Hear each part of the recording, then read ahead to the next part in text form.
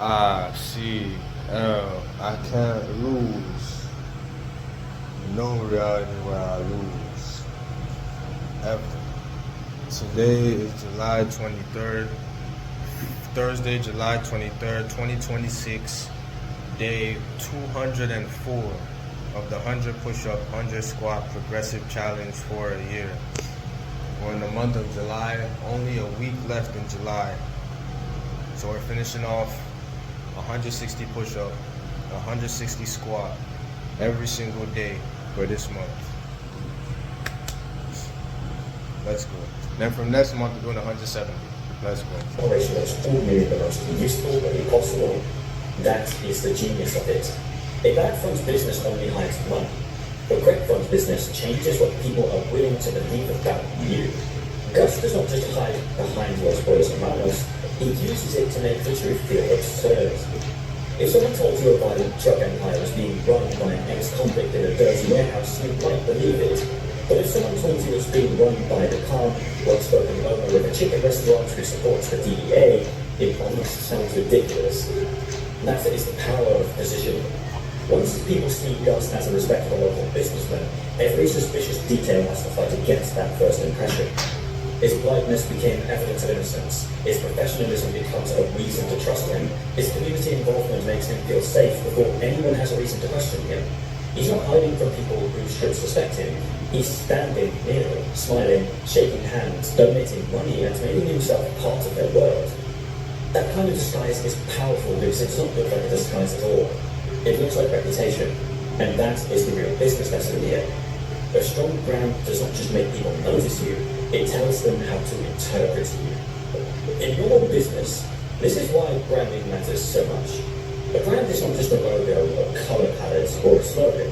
It is the mental shortcut people use to decide what kind of person or company they think they're dealing with. For Gus, that shortcut becomes protection. People do also can work inside Gus's lab, but psychologically he cannot accept being just one part of someone else's empire. And this tension becomes clear through Gale. Gale is important because he represents the one thing Walter cannot emotionally tolerate: replacement.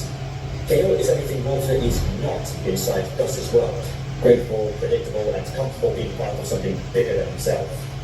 To Gus, Gale is stability. To Walter, Gale is a warning.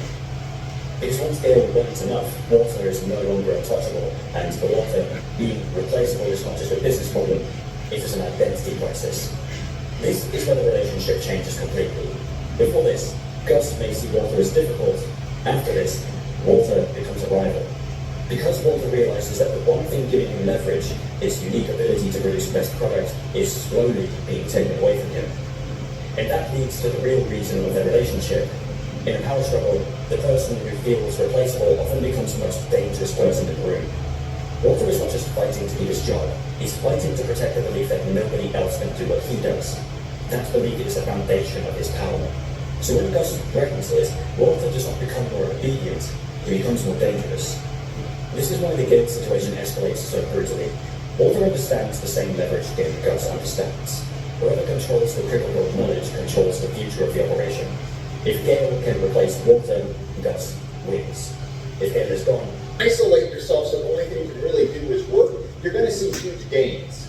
But the gains are not so much going to come from that isolation. That is very, very helpful. And if you're a young dude who is trying to start a business, I suggest you move to freaking Kansas, where the cheapest rent on earth is. Get a $400 per month studio apartment and do exactly that. It's going to help you a lot. Find a place close to a gym, walk to a grocery store. Do not leave that fucking room until you're rich. But even if you're not able to do that, maybe you're one of those rare people that wants to have kids in the social life, fucking weirdo, and you don't have that option, there's something that's going to get you 10 times the results. And again, it comes down to what you're doing in the shower. And more so, it comes down to your ability to sit and do nothing. Let me explain. Because truly, this is the source of all income growth. This is the source of all success. So if you look at people that do jiu-jitsu, and you look at the difference between the person that wins all the tournaments and the person that doesn't, this applies to anything really, they're not 20, 30% better than everybody else. They're about 2 to 3% better. And what you need to understand in business is when you're building businesses, when you're trying to grow, what is going to push you to the next level is that top tippity 1% of your thoughts. That 1% of creativity, that 1% of focus is the difference between you and everybody else. And so the truth of getting to that point you want to get to in business comes down to your shallow thoughts. More so, your brain's ability to be alone. So let me give you a simple case right here. I would find out your ability to sit down and read a book. As weird as that sounds. For example, here's my stack of fantasy books I've read this year. Doing this literally healed my mind. When you leave yourself only 3 options, look at a wall, read a book, or work, your brain is going to choose to work a lot of the time, and that work is going to become obsessive for you. So when you're in the shower, your thoughts are only about the work you're doing. When your thoughts are only about the work you're doing, and that's the most interesting thing in your life, and your subconscious is constantly working on that problem at all times because you have nothing else going on in your head, it's undistracted. That's when you're going to start seeing those angles and those thoughts that allow you to get to the next level. Those are the thoughts other people can't have. They just aren't going to get them because their brain can't reach those levels because they don't have the focus and creativity. They don't have that je ne sais pas, that excitement they had when they were kids because their brains are completely kidnapped by way too much stimulation. And then when you only give yourself the option to read a book, which will get boring, or look at a wall, which will also get boring, you're going to find working those long hours with that max creativity very easy.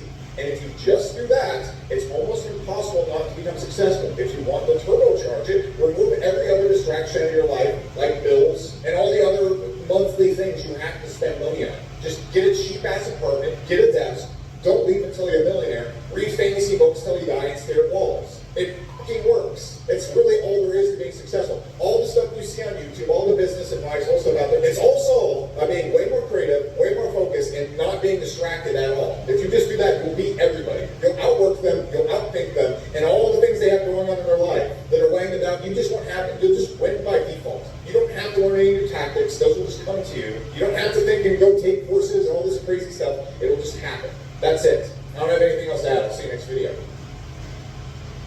On July 16, 1999, the film's Eyes Wide Shut was released in theaters all across America. The film stars Tom Cruise as he and his wife have trouble in their sex life. It's so bad she literally just admits that she was fantasizing about leaving him and their daughter for some dude she thought was hot. Tom Cruise's character, Dr. Bill, was challenging the obstacles of his career and lust, and at one point almost even hires a prostitute. Soon after, he reconnects with an old friend who professionally plays piano.